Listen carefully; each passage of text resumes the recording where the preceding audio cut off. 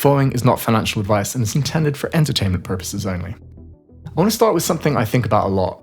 Michael Saylor has more Bitcoin than almost any single entity on Earth, more than he could ever spend, more than his grandchildren's grandchildren's could ever spend, and yet he's still accumulating, still announcing billion-dollar buys, still pushing harder and faster than anyone else.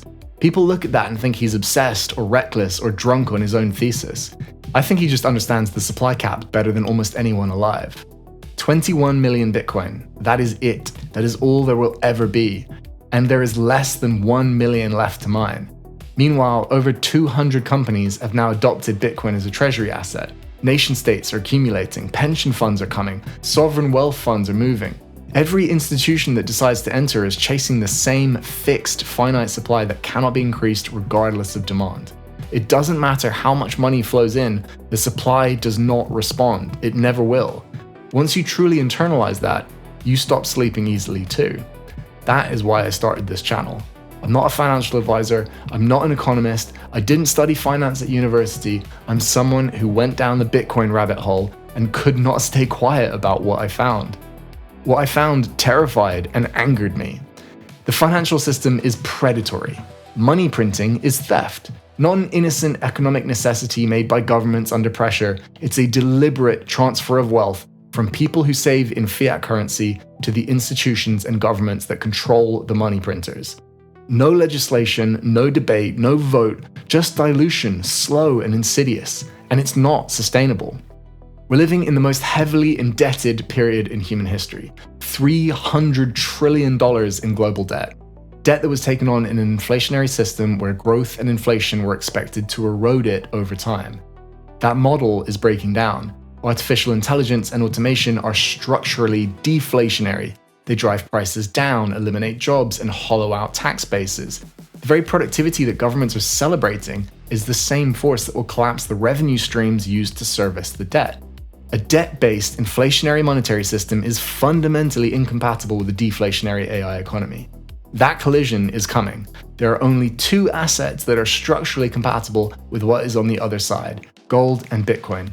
And if we're really honest with ourselves, it's really only Bitcoin. Gold is slow and centralized. It's held by the banks. It requires trust in custodians, physical verification of holdings. We've seen what happens when that trust breaks down.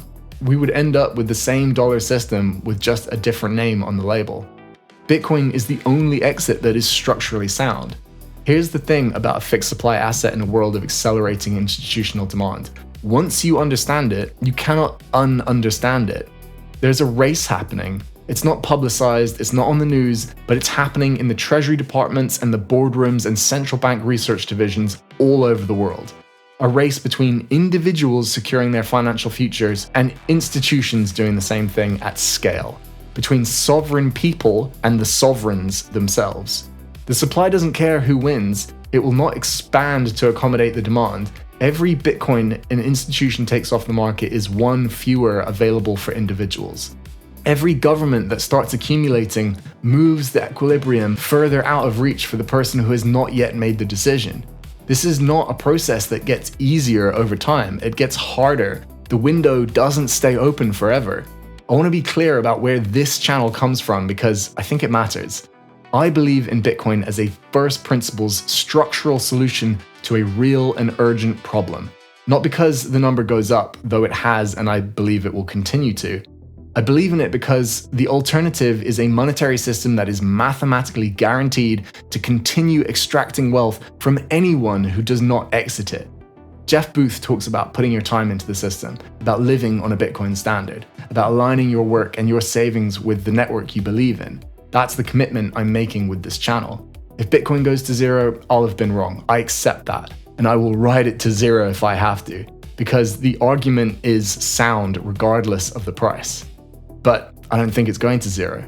I think it's going to 1 million, then 10 million, then 100 million, not because of speculation or hype or because the Bitcoin community willing it into existence, because the dollar we measure it in is collapsing. The math was always there, we're just watching it play out in real time. I'm eternally optimistic about the future. I want to say that clearly because this content can be really heavy. The systems we're talking about failing are systems that billions of people depend on. There's nothing fun about that. I'm optimistic because The technology exists. Bitcoin is not a promise or hope. It's a live network running without interruption for over 17 years now, that anyone in the world can access with nothing but an internet connection. AI is democratizing software development at a pace nobody predicted. Nostr and technologies like it are building censorship-resistant communication rails. A new sovereign stack is being assembled in real time, layer by layer, and it's extraordinary to watch. And most importantly, the Bitcoin community, full of passionate, technically rigorous, deeply committed people who are willing to ride this to zero to fix the monetary system.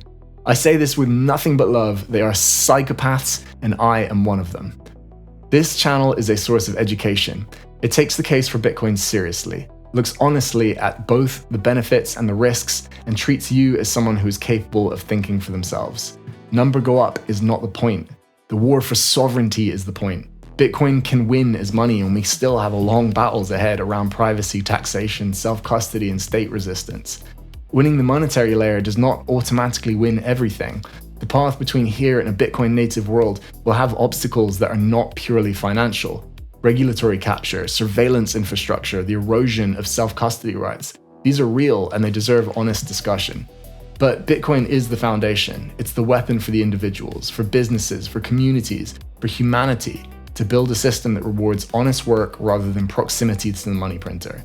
That is why this channel exists, to bring more light to the dark, to build a community of people exchanging ideas around one of the most important technologies of the 21st century, and to make sure that when the transition comes, as many people as possible understand what is happening and have had the chance to prepare. Join us. Thanks for watching. See you in the next one.